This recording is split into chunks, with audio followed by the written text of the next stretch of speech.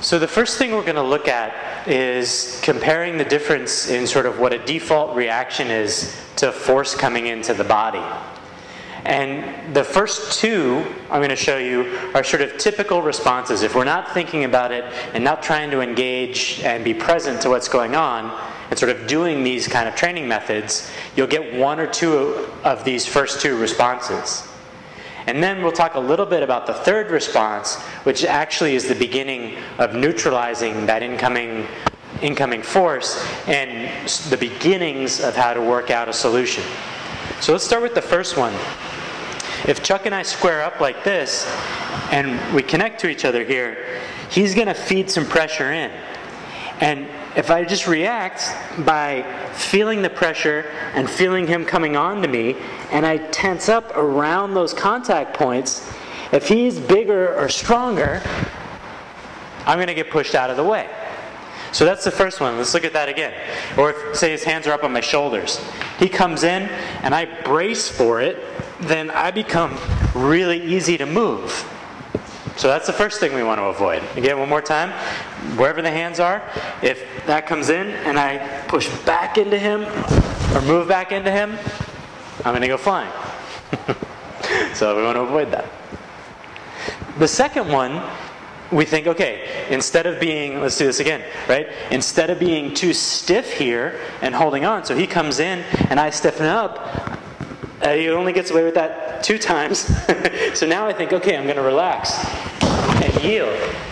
And that turns out to be just as bad, right? So again, if it's here, the hands are up on the shoulders, and I think, oh, I want to relax and collapse, he can basically just follow that right in and feel if it's here on the shoulder, just do like one hand on the shoulder. If I think, okay, I can't be strong in the shoulder, so I'm going to be weak in the shoulder, he goes right through that weakness and finds another stuck spot somewhere in my body. So you can't tense up into the oncoming force, and you can't collapse into it. You've got to find a third solution. And so let's start to talk about the beginning of that third one. So we're here again, and if I know I can't come this way, and I can't go that way, the next best thing I want to try is to go this way, to go down. And we're going to talk, there are a lot of different dimensions to sinking and dropping, but here's the first one. So as soon as he comes in, I get down in my legs a little bit more. Now he's good and he's going to figure out a way to do it, so usually don't end up in a situation where you have a completely static response. But watch again, we'll go through the 3, the difference between trying to go forward into him, back away from him, and in contrast, how it begins to neutralize the force if I can go down. So again, if my reaction is to go right back to him, he just picks me up and away I go.